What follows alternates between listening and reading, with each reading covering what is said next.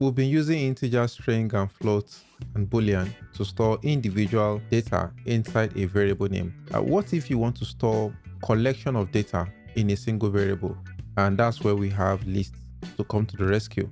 Lists are used to store multiple items in a single variable, or you could put to store a collection of items. It is mutable, meaning you can change each of the items in that list. Lists are ordered, meaning the items in the list maintain a specific sequence and you can access them by their position, known as index. Lists can contain certain elements of different data types, including integer, float, string, or boolean, or even, list itself. They can contain any kind of data type that you want to throw at them. So let's see an example of how a list looks like. So I could say my list. A way to define a list is by specifying square brackets. So this square bracket denotes that you're about to create a list. As we said before, a list can contain any data type. So let's start off with a string, for example. So we could say Apple, Microsoft, Google. There we go. That's our list. So what are the features of this list that we have here? One of the key things that I mentioned in the definition is that it's changeable. You can manually change any of these items as you go, as the need be, when you get to start using your variable. We also note that they are ordered, meaning in terms of the accessibility, you can actually access each of these variables sequentially in the way they've been added into the variable data. So let's go ahead and print our list and see how it looks like on the console. So nothing too dramatic, we just have our list. Now, having done that, there are quite a lot of things that we want to be able to do by default with our list. For example, we might want to access individual elements of the list. So you want to get maybe the first item, the second item, the third item. Like we said, they are ordered, so we can actually get the value of each of the item in the list. The way to access this item is by using index. By default, when you create a list, items are indexed from 0 till the last item that you have. So if we want to retrieve Apple, for example, so we do Apple is in location 0. Remember, the index is starting from 0. So we say my list. To access the item in a particular list, you use angle bracket and then you put the index number. So when we put in our 0 there and you run your code, you'll be able to see your Apple there. To access Microsoft, obviously the next number after 0 is 1, and that will give you Microsoft. So let's call this index 0, and this is index 1, and this is index 2. So this is more of like the positioning of the item inside the list. So if you run this, you'll be able to see index 0 is Apple, index 1 is Microsoft, and index 2 is Google. So that's how you can access the item inside a list. And not only just that, you might also want to know the number of items that you have in your list. How do you go ahead to do that? To do that, you use a general function for determining a length of a variable. So you can actually, there's a function that you can use to determine the length of a variable, and that function is called len. So new function, guys, this is a new function we're introducing, guys. So whenever we introduce new function, we need to highlight that. So the function name is len, and the argument we are passing is my list. So when you run this, of course, it's supposed to give you the number of items inside our list, which is number 3. So that's what we call negative index. What negative index does is that it starts counting from the last item. So how do you get the last item? You use a negative index. So instead of you using 0 here, you use -1. -1 starts counting from the last item. So if you use -1, what do you expect to be your result here is Facebook. So that happens to be like the last item. So how do you then get the second to the last item? Again, you increment your negative value, that will be -2. And what do you expect to see there? You see Google as your result. So negative index starts from the end of the list and work itself backward till it gets to the maximum. So Apple then, starting from my right, Apple would then be -4. So let's give it a try. Our -4 should give us Apple. And that's it. If you try -5 should give you an error. Obviously, there's no -5 in the list. The next thing we have is range of indexes. You can specify a range of indexes by specifying where to start and where to end the range. When specifying a range, the return value will be a new list with specific items.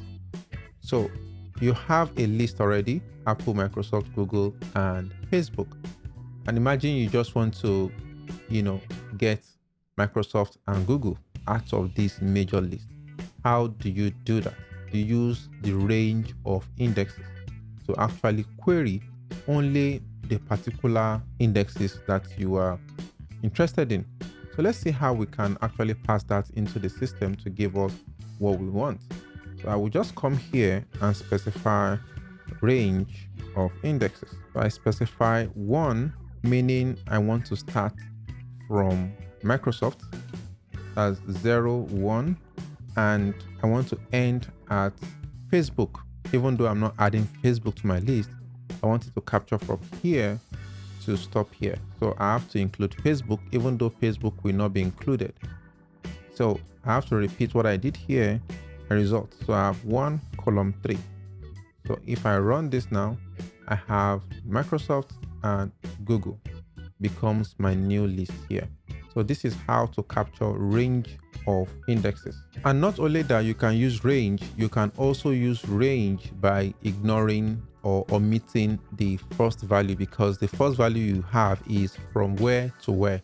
So let's assume you didn't specify where you want to start from. Obviously, it will start from the beginning and it will end at Facebook, meaning it will capture from Apple to Google. That's what you are saying here, meaning don't really depend on anywhere. So it's more of like saying 0 to 3. So let's run it without putting 0 as drag 0 there. So when you run that, you have Apple to Google, and you can do it the other way around and say, okay, start from 1 to, to the end. So you can say start from 1 to the end. So what that means is that it's going to start from Microsoft to the end. That's what happens when you omit the last part there. So, and then you have Microsoft to Facebook. You can also do negative index. It also works with negative indexes. So you could say start from -1 to, so if you put -1 there, it's going to start from Facebook backward. So it's going to pick only Facebook here. The next thing you want to do with a list is to see if an item exists in a list, which is pretty, solid. This is what you might want to do if you want to check if, for example, Microsoft exists in a list. You should be able to know how to write such kind of syntax. So how do you do that? We introduce something new. This is also new. Our normal condition is like this: your if, then condition. You terminate your condition, then you go ahead with what you want to do. So let's write the condition now. So let's check Microsoft, for example, if Microsoft exists in a list. So the way it works is we have a new keyword now, guys, and that keyword is called in. So you use in to specify in where in your list. Then you terminate your column. So if Microsoft exists, so print, you can then take the decision of what you want to do. So let's say it does. If it does not, we can just say print. So let's go ahead and see what we have. Obviously, we're going to have it does. So if you do a mistake here or you miss the spelling here, Microsoft with an X, of course, it's going to say it does not exist. So this is a way to check if a value exists in a particular list or an item exists in a particular list. The next part we want to talk about is how to mutate an item or how to change an item in a list. Because one of the things we said you can do with a list is you can change it. You might want to change your mind about, this Google. You want to change the data to something else. Let's say you want to change it to Twitter or X. Let's change it to X. Let's change Facebook to X. we got Facebook by this way. So the method in which you get the item is what you use to set the new data. So how do you set the new data now? You use this value, which is my list, bracket, -1. We're using -1 because we want to target the last thing, is equal to the new variable that you want to set. What should we call this? Let's call this X. So let's go ahead and print the new data. So if you run this, you should have, so when you run it, you can see that this is now the new data. If you run the list again, you print out the list, you will notice that the list has changed from what it used to be to the new value now. So this is how you can actually change the value of what you want. What if you want to mutate range of data?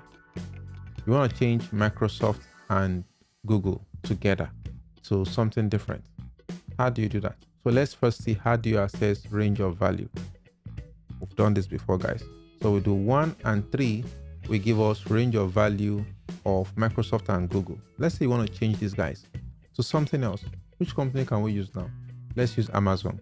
So let's change these guys to Amazon. How do you change to the new value?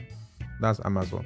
Of course, you know, this is the new value or this is the old value. So you can actually assign this to something new and call it Amazon. Let's print out the list and see what the new list looks like. So if you run this, you now have Apple, Amazon, and Facebook. Notice that I put this in a form of a list. Very important. I'm not putting it in a normal string like this. This won't work.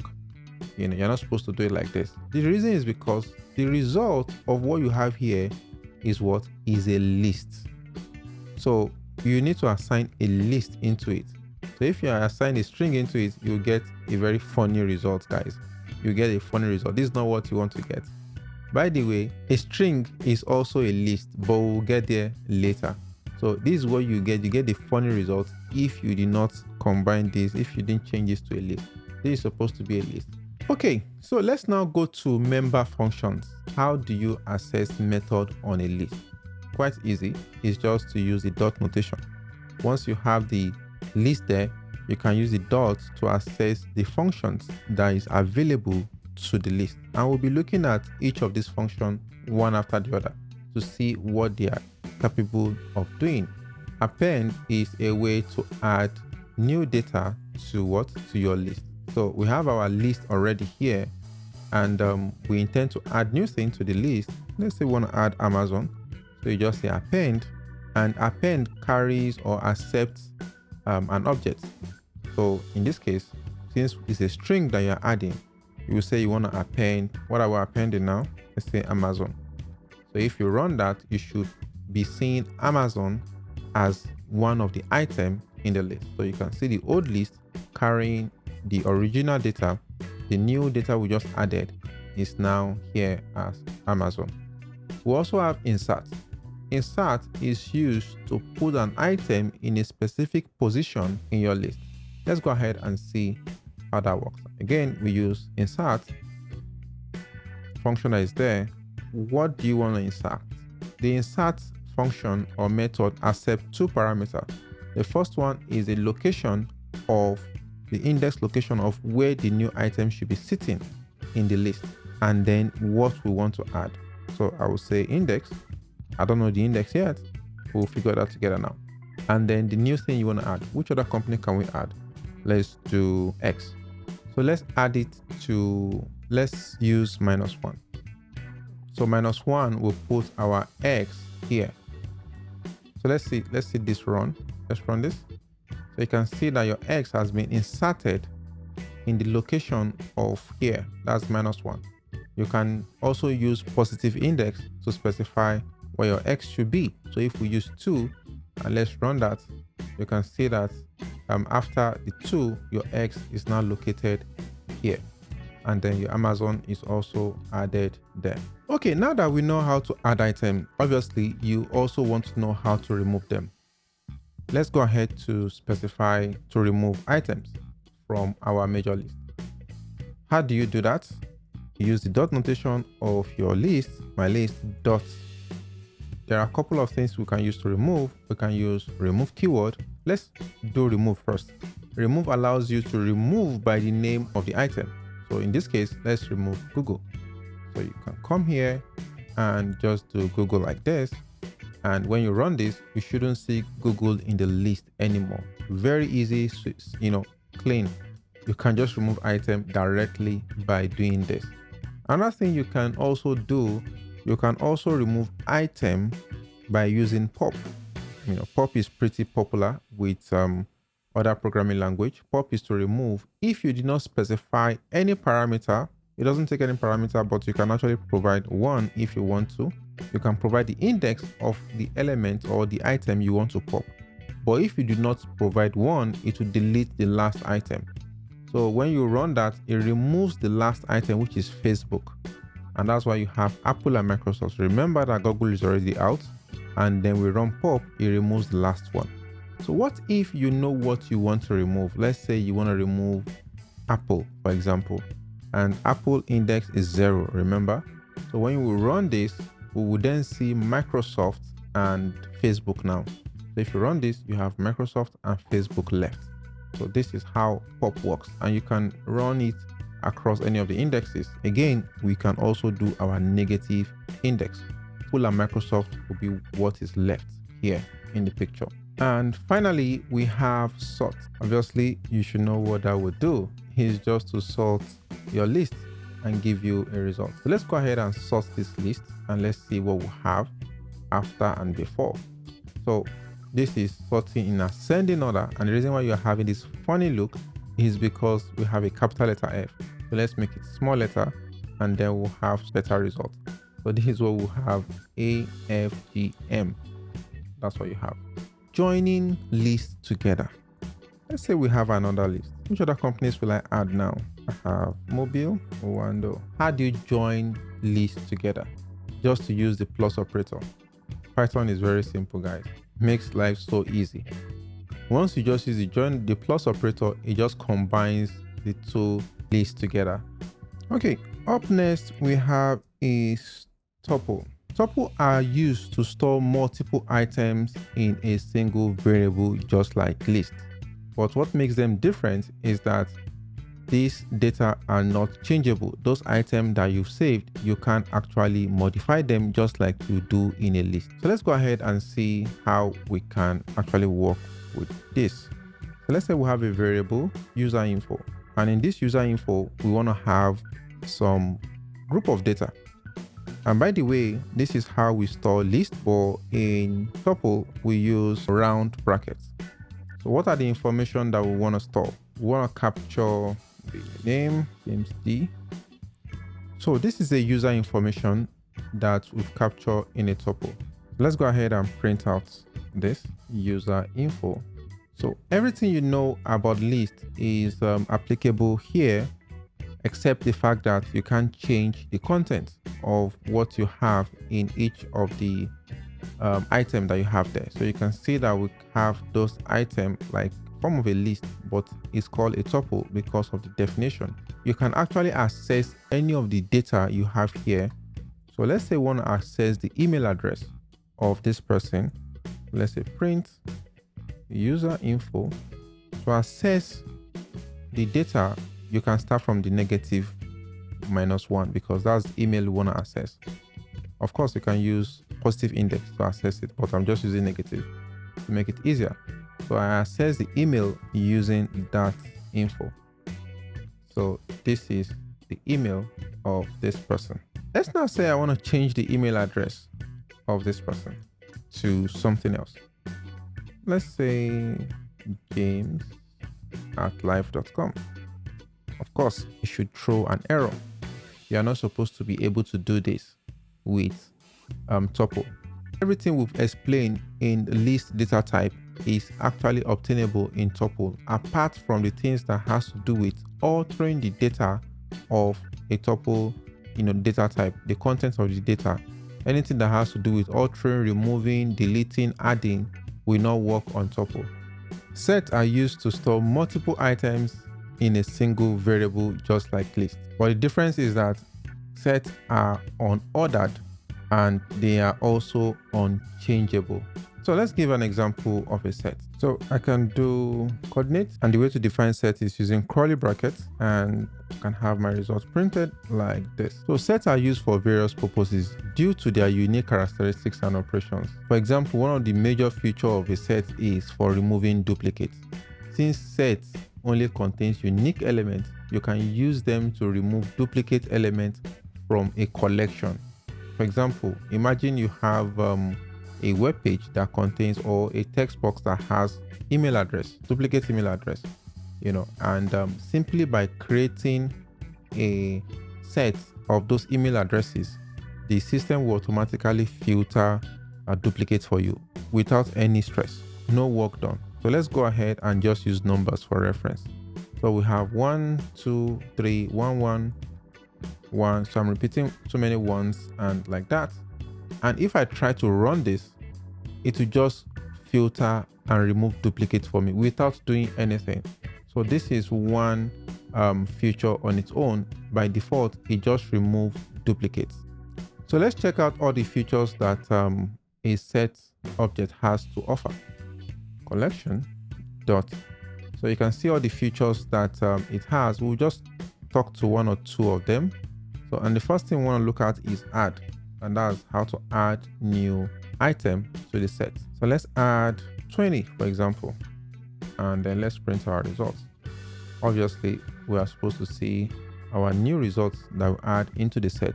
So let's say you have two collections, and this one has 1, 2, and let's say 80, 40.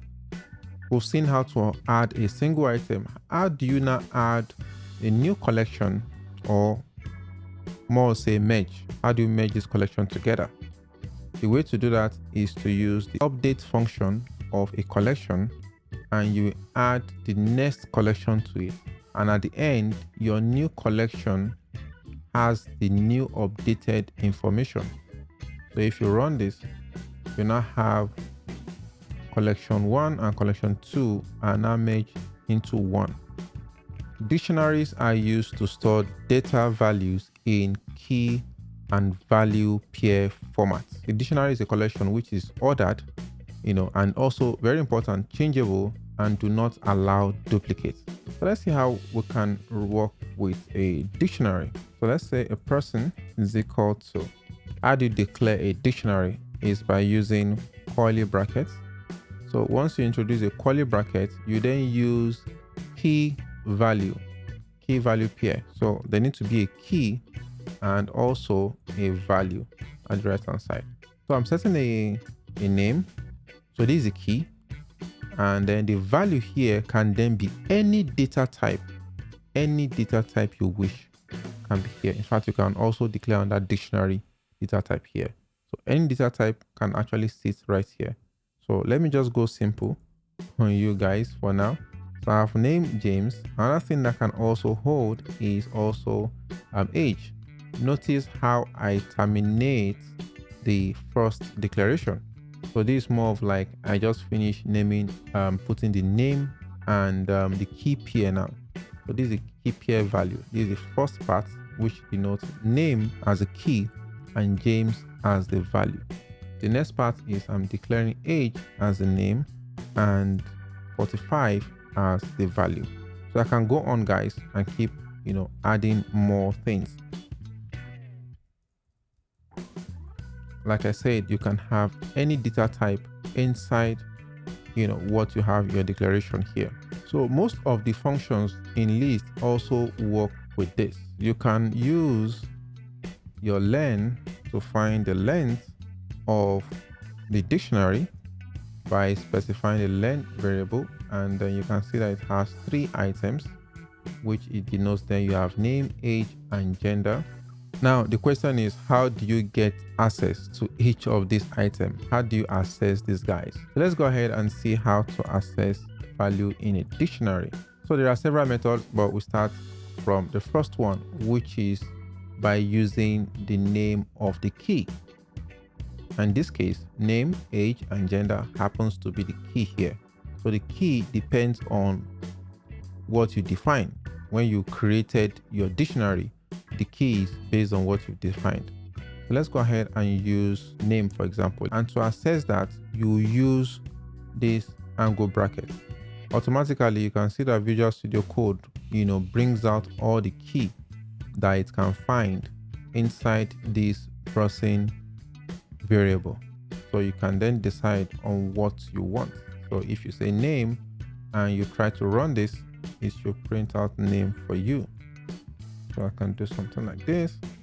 And if I run this, you should see the name of the person right there.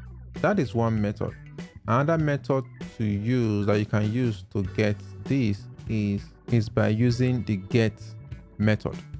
So instead of you saying person bracket name, you can do person dot get, and then you specify the key that you want to get. So you want to say name, and if you run it again, you should be having James again. How do you update the value? Let's first start with how to update the value of our dictionary. So let's go ahead and do, so to get it, we use let's change the age. This is how to get it. So to set it, you will need to do this, and then we'll provide the value of the age. So let's use 50 years old.